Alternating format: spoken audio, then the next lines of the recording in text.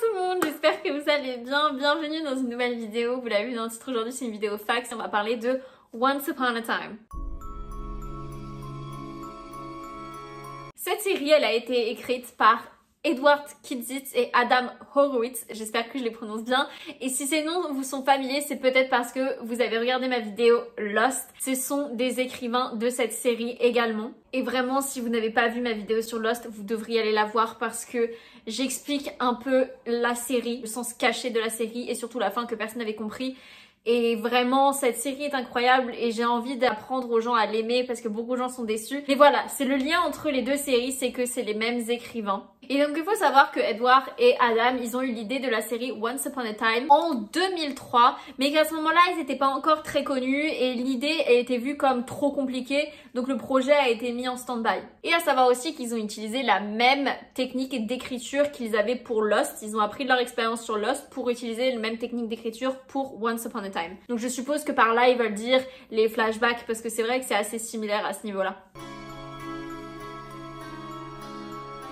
On continue dans les similitudes entre Lost et Once Upon a Time. Il y a pas mal d'acteurs qui ont joué dans les deux séries. On a Lana Parrilla, Emily DeRaven, Rebecca Mader, Jorge Garcia, Elizabeth Mitchell, Alan Dale et Naveen Andrews. Même si lui, il n'était pas dans Once Upon a Time, il était dans Once Upon a Time in Wonderland, ça reste quand même la même marque. Pour ce troisième fact, encore des similitudes avec Lost, je vous promets c'est les derniers facts, mais comme quoi vraiment ils ont fait des liens entre les deux séries.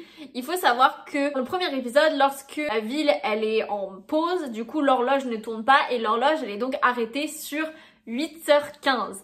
8-15 qui est le numéro d'avion dans Lost, c'est le numéro d'avion 815. Autre petite chose que les vrais fans auront peut-être remarqué, moi je n'avais pas remarqué, mais la maison de Regina c'est le numéro 108. Et 108 c'est évidemment le nombre de minutes qu'il y a dans le bunker avant que l'alarme se déclenche. Voilà, on adore des petits facts comme ça, enfin moi j'adore en tout cas. Il faut savoir que le personnage de Mr. Gold, Blanche-Neige et Emma sont tous les trois inspirés des acteurs qui les jouent parce que les deux écrivains, ils étaient tellement fans de ces acteurs que quand ils ont écrit les personnages, ils les ont écrits avec eux spécifiquement en tête. Et du coup, Robert Carlyle qui joue Mr. Gold, Rumpelstiltskin, je sais pas comment c'est en français, il a accepté le rôle déjà dans un premier temps parce qu'en effet il aimait beaucoup le personnage de Rumpelstiltskin qui avait beaucoup de complexité, à la fois tu le détestais, à la fois tu l'aimais bien.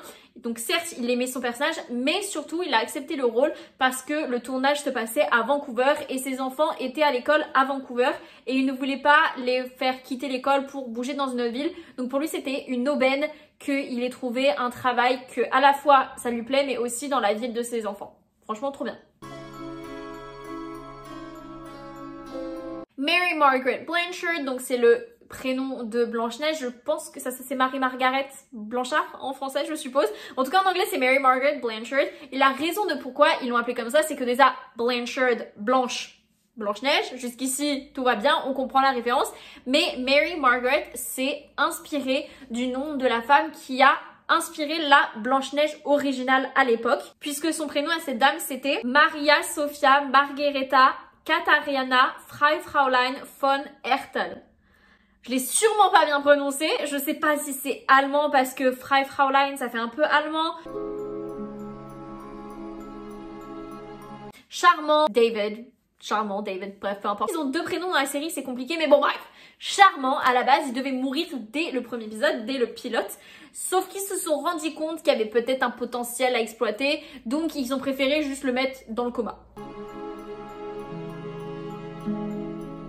Ginnifer Goodwin qui joue Blanche-Neige et Josh Dallas qui joue Charmant, qui joue David.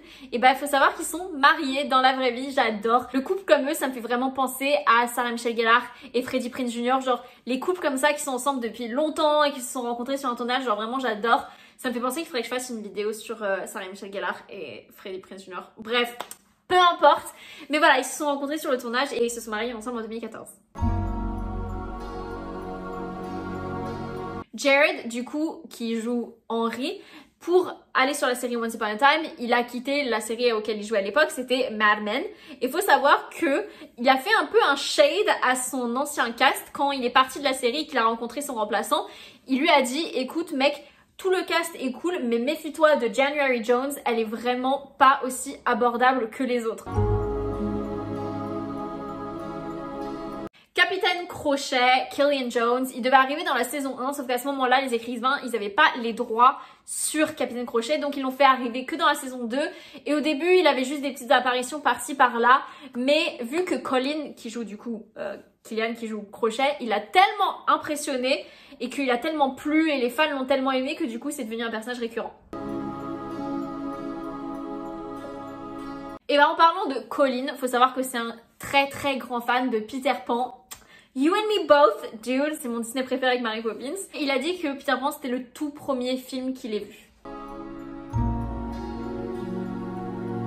Et en parlant de Peter Pan, s'il est méchant dans Once Upon a Time, c'est tout simplement parce que dans l'histoire originale de J.M. Barrie, qui a du coup écrit Peter Pan, et ben Peter Pan est méchant. Donc ils ont pas voulu faire comme Disney, Peter Pan gentil, ils ont voulu justement plutôt s'inspirer de l'histoire originale.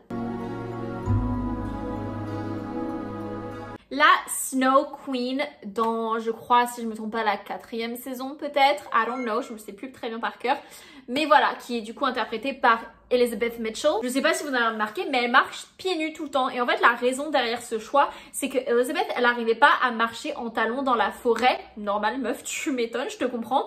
Du coup, elle allait voir les écrivains et elle leur a demandé de adapter le fait qu'elle serait pieds nus dans l'histoire, ce qu'ils ont fait. En même temps, normal, j'ai envie de te dire. En fait, ça me fait penser à Two Broke Girls, quand les deux actrices, elles étaient forcées à être en talons super hauts, alors qu'en fait, c'est pas du tout agréable. Laissez les femmes sans talons, en fait. Pieds nus, c'est même encore mieux.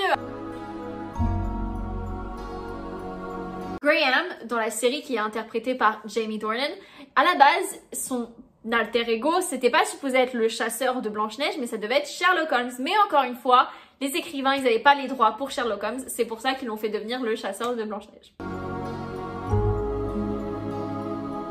Pour ce dernier fact, il faut savoir que Lady Gaga, à la base, elle devait avoir un rôle dans la série. Elle devait interpréter le rôle de Blue. Je sais pas comment c'est en français, mais vous savez, c'est mère supérieure. Enfin, en tout cas, en anglais, c'est Mother Superior. Elle devait jouer le rôle de ce personnage. Mais au final, ses agents, ses producteurs, je sais pas, son manager, ils ont jamais recontacté la série. C'est pour ça que le rôle a été donné à une autre.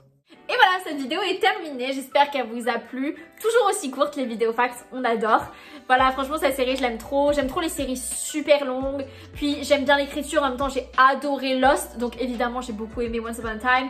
Et j'ai voulu me replonger dans cette série parce que c'est vrai que en ce moment, enfin en 2023, il y a eu beaucoup de polémiques autour de tous les live action que Disney est en train de faire et qui sont un peu en train de dénaturer leur histoire de base. Il y a toute la polémique sur la petite sirène et sur Blanche-Neige, etc.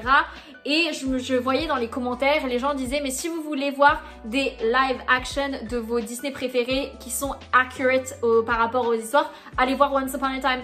Et c'est vrai, je trouve qu'ils sont restés assez semblables par rapport aux vrais Disney classiques qu'on connaît, mais ils ont su rendre un peu les personnages un peu plus féministes sans partir dans les extrêmes comme c'est en train d'être le cas actuellement pour le live action de Blanche-Neige. Bref, c'est pas le sujet de la vidéo, mais voilà, c'est ça qui m'a redonné envie de re-regarder Once Upon a Time et c'est pour ça que du coup cette vidéo sort parce que j'ai re-regardé la série.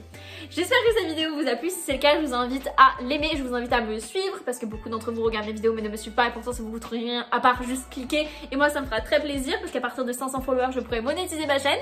Donc vraiment si vous voulez me soutenir pour mon travail, si vous voulez que je continue à fournir d'autant plus de vidéos, s'il vous plaît, soutenez-moi en vous abonnant. Franchement, c'est gratuit en plus. Suivez-moi aussi sur mon Instagram et si vous êtes arrivé jusqu'à la fin de cette vidéo, mettez un emoji soleil ou lune ou étoile pour me montrer que vous êtes arrivé vraiment jusqu'au bout, c'est que vous êtes des bons. Et moi, je vous dis à la semaine prochaine pour une nouvelle vidéo, les gars. Bye!